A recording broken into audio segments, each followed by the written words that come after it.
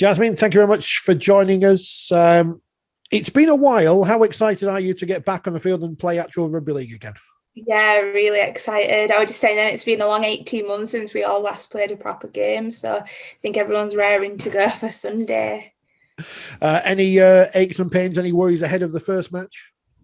No, not really. There was a few injuries, like myself. I'm not able to play, but we just have a full squad. There's just a couple of niggles, but nothing major. As you say, then you've got an injury. How has pre-season been for you preparing for the new season? So I haven't been able to train myself through injury, but the girls have all been training hard, smashing all the conditioning and going through all the moves and sets, and they've been doing really well. So the big question we've got to ask you is, clearly you've had a change at the top of the coaching ranks. Lindsay, who I think it's safe to say everybody loved and extremely loyal to her, is moving on. Firstly, how much of void does that leave? And secondly, who's taking over? So it was a massive shock to us all. Lindsay's been there since the beginning and we absolutely love her coaching. She's brought us all on so much. But we're still doing really well. We've got Maz and Kirsty coaching us and they do an amazing job and we respect them so much. They're just doing really good. At the moment, we don't know who will be going for the head coach position, but I think we're fine as we are. We're doing really well. Training's going really well and we're just looking forward to getting back into playing.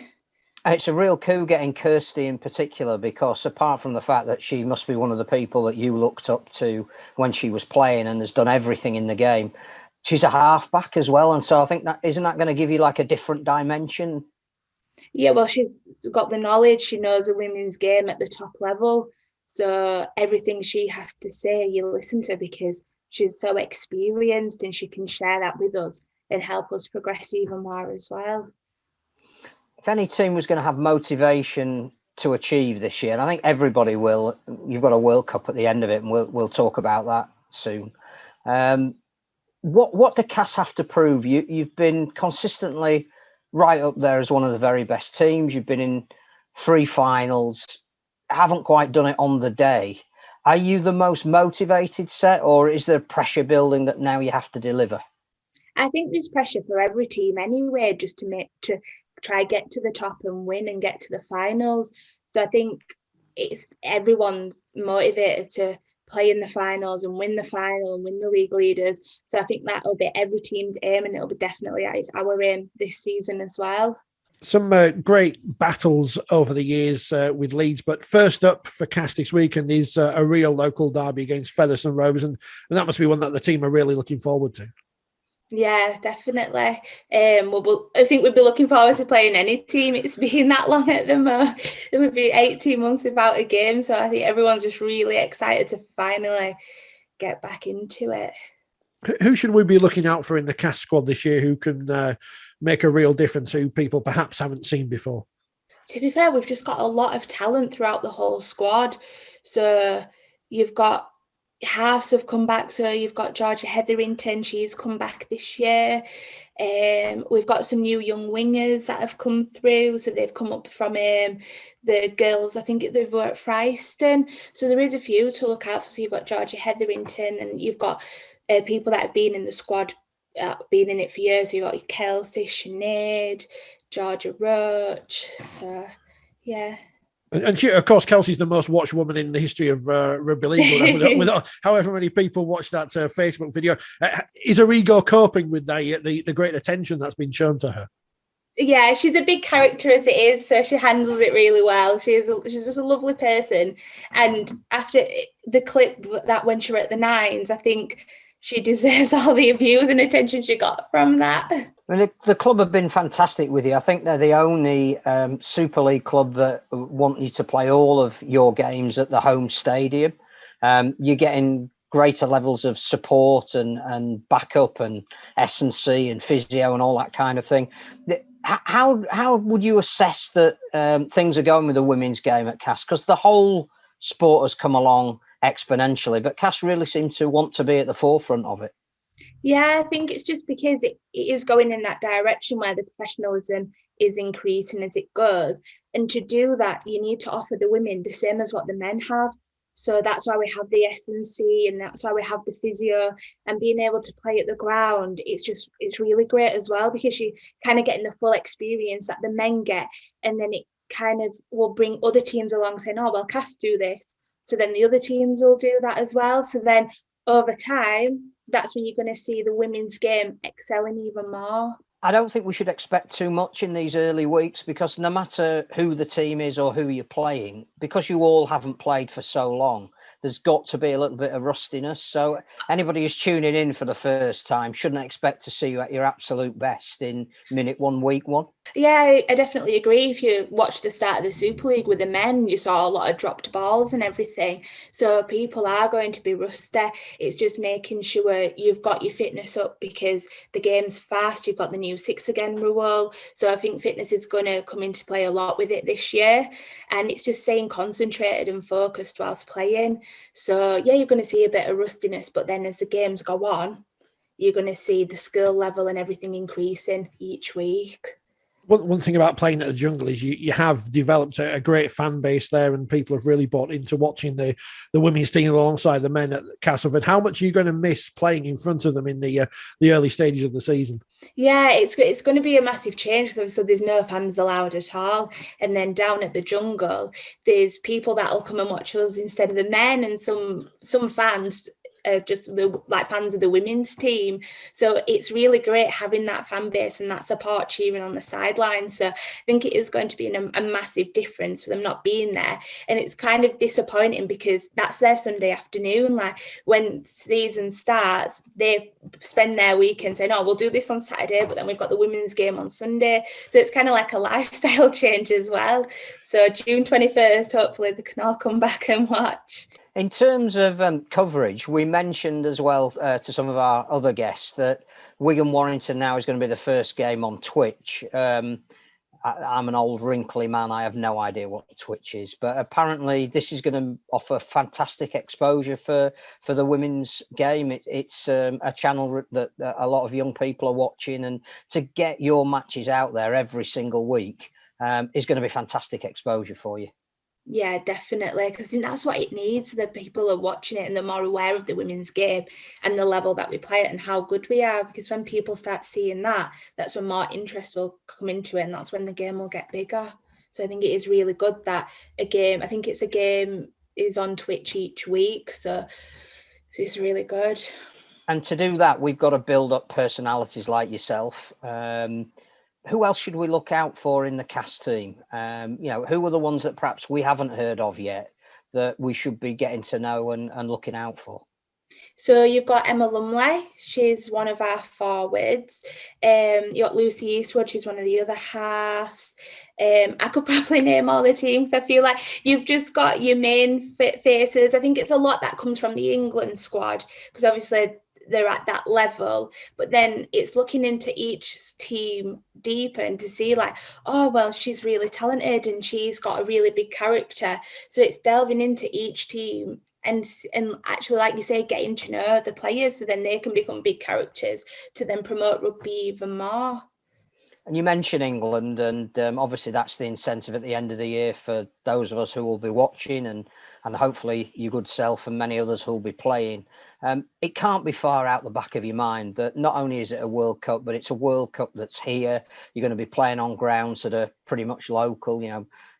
I would imagine you're making plans yourself to run out of Headingley just up the road for the opening fixtures. Is everybody talking about it? Are you all excited? Is it a real major boost for the game as well? Yeah, it really is. I think it pushes you so much, especially in training, because you're trying to be as fit as you can be, as like the top of your level, basically. So I think everyone's so excited, and like you say, it's on home soil, so it's one of the biggest World Cups for us that it can be. So I think everyone's just really pushing themselves and so motivated, and we're all motivating each other, because your goal is, when I first started playing, my goal was always to play for England. So you just need to keep pushing, and hopefully we'll all be there to get that shirt. The World Cup kicking off at Headingley for the women, and the grand final will end the season there this year. Having got so close to Leeds in the past couple of seasons in the Challenge Cup and the the grand final, it must be a big target to be able to go to their home in the grand final and finally lift that big piece of silverware. Yeah, definitely, because it is disheartening getting to the finals and then obviously not winning. But we all know what we need to work on now. We've looked back through game footage. We know what went wrong. We know what we did right. And it's just building from that and making sure we don't make the same mistakes again. That League Leaders Shield win, what was that feeling like lifting the shield in front of the home fans last year, 2019 now? No, it was an amazing feeling to know. I wasn't there for the beginning of the season, but to know the girls had worked so hard at the beginning, and then I joined halfway and was able to still win each game. I think we'd lost one game that season. So to then at the end, I think it was a Tuesday night or something, to lift that trophy up.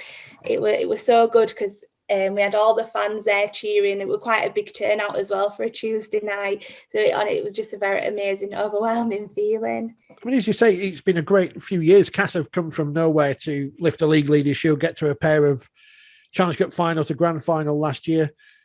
I guess the hope is that having a year out of rugby, that the momentum for Castleford and the sport in general hasn't come to an end. Yeah, exactly. And I think you can see on social media when we've been allowed to train, all the teams have been training, they've still been focused. Like, teams have been doing all the Zoom trainings to make sure we're keeping morale up, the team is still together and doing as much as we can with COVID. Because I think if you did drop off that, it wouldn't be the same coming back. So to get back straight into it with the same intensity, it's really good. And I think it won't affect us playing as much as it would have done if we did drop off. You mentioned you've studied the game footage of where you went wrong in those bigger games at the end of the season. It's clearly not talent because, as you say, you went through the season very close to being unbeaten, putting some astonishing displays. What is it in those big games that you think you need to do in those major moments when games are turned that you haven't done so far? I think it's just realising when something's potentially going wrong and rectifying it straight away. And we've got to make sure we're mentally you're focused and you're still playing. It's not a 60-minute game and you might be winning and then you drop off. You need to make sure you're still pushing and putting 100% in until that final whistle's blown. So it's making sure you're doing everything right and that you've done in training and not forgetting the plan and everyone doing what you've all trained to do. From the outside looking in, obviously we don't have access to game plans or that kind of thing. Can you be over emotional? Because it seemed to me in a couple of those games, particularly maybe the grand final last year, that it needed a couple of cool heads just at those minutes when the game seemed to be slipping away, and there was no lack of passion, but it wasn't structured enough. Is that part of it, or is that fair? I wouldn't say it was passion because we're all so passionate to play. I think there were a few instances where things might have gone wrong, and it's just lifting our heads up from that and carrying on and basically forgetting what's happened. It's happened, accept it and move on. So I think that's what we need to do, and we've all spoke about it and we know what we need to do. So it's just making sure we are doing what we've been told and what the plan is. And to do that, you need leaders out there. People who will direct the team around it. Invariably, it's your hooker or your halfbacks. Is that a role that you're looking to take up this year a bit more when you get back? Yeah, definitely. Because I think last year I was playing half, and I've played it in the past, but I wouldn't say I was overly confident within the role. But now playing it and watching the men's game and watching the specific halves play, I feel a lot more experienced and a lot more confident. So then when I can go back into play, I can be much more of a leader on the pitch and talk a lot more. So then if things go wrong, then you can tell people, right, we need to do this to rectify the situation. Because I feel like I am quite a calm-headed person on the pitch. I'm not, I don't lose my head. So I can be there if things are going wrong, just to calm everyone down and get back into playing and doing what we need to do. A mediator, that's what everyone needs. Who would be, you say, would be the players that you've taken things from? Who would be your influences on the field? I wouldn't know whether influences, but I feel like I learn a lot from my coaches. So Lindsay, definitely. Cal, who was one of the coaches at Cass a couple of years ago as well. And then from being in the England squad, I've learned a lot listening to Craig, just because obviously they know the game and they know what they want from their players. So I do take on board what they tell me, and I can feel like that's helped me progress so much more already. I mean, we're coming towards a big season for sport because people have been without able to go to stadiums for a long time. What would you say to people who've never seen a Women's Super League game before to get them into the stadiums and enjoy themselves? Well, I tell them they're missing out if they've never seen it before. No, I think as soon as people hear about women's rugby, they want to see it already. So with the job I work in, it's a lot of engineers out on the field that I speak to on a day-to-day basis. And when they hear about me playing rugby, they're so shocked. And then they want to hear more. And then some of the engineers, they've even watched games when they've been on Sky. And it's just, I think, just hearing it makes people want to watch, knowing how far it's come along and thinking, oh, there's a Women's Super League. Oh, you play at the stadium. And oh, there's a World Cup and you're playing in England. It's like, oh, we're going to come watch. So I think it's just hearing it. People want to come and watch it anyway. When can we expect you back? Because you mentioned you're recovering from an injury. We're obviously looking forward to seeing you back out there. Hopefully, as you say, getting in contention for that England shirt. Yeah. What time scale have we got on seeing you? So I'm hoping to be back the second game of the season. I've been out for 5 weeks so far. So it's just all dependent on healing. I'm doing everything I need to. I'm just getting a bit frustrated because 18 months out and I can't be back for the first game of the season. But I am getting there and I'm hoping second game. Second game of the season, of course, is against Wakefield. So I'll be looking forward to that. Everyone's targeting Wakefield. This is not fair. Jasmine, thank you very much for your time this evening. It's been great to speak to you. We're looking forward to seeing you in action and the rest of the teams. And hopefully Castleford can achieve their dreams and put right the wrongs that they've suffered in the past couple of years in those finals. But it's going to be a fascinating season. We look forward to seeing you out there. Thank you.